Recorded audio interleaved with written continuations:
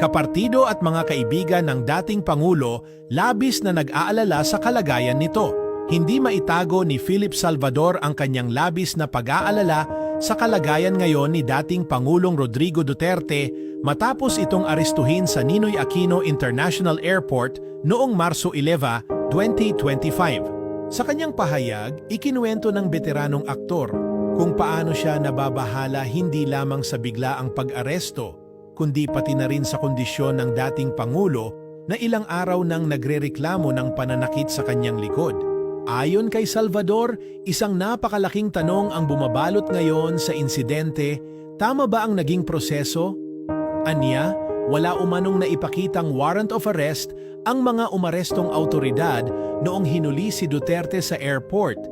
Isang dating Pangulo ang inaresto, ngunit ni isa man sa kanyang mga abogado ay hindi pinayagang makalapit upang tiyakin na tama ang proseso. Para kay Salvador, ito ay isang bagay na hindi dapat ipagsawalang bahala. Bukod sa usaping legal, ang isa pang ikinababahala niya ay ang kalagayan ng kalusugan ni Duterte. Ayon sa kanya, isang araw bago ang insidente, naikwento na umano ng dating Pangulo na sumasakit ang kanyang likod. Naging bukas si Duterte sa kanyang edad at sa mga nararamdaman niyang pisikal na panghihina nitong mga nakaraang taon.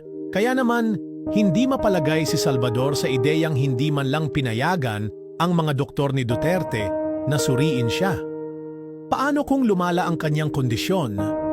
Paano kung hindi siya nabibigyan ng tamang medikal na atensyon?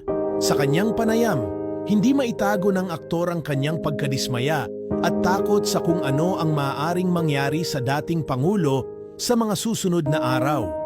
Aniya, hindi ito tungkol sa pagiging makaduterte o hindi, kundi isang mas malalim na tanong tungkol sa tamang proseso at patas na hustisya. Nais niyang malaman kung nasunod ba ang batas, kung tama ba ang naging paraan ng pag-aresto, at higit sa lahat kung may sinisigurado bang maayos ang kalagayan ng dating Pangulo habang nasa kustodiya ng mga autoridad.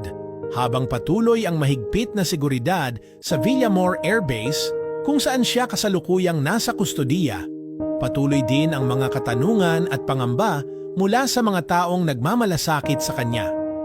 Para kay Salvador, ito ay isang usaping hindi lang tungkol kay Duterte, kundi tungkol sa integridad ng ating batas at kung paano natin tinatrato ang sino mang dapat bigyan ng patas na pagdinig.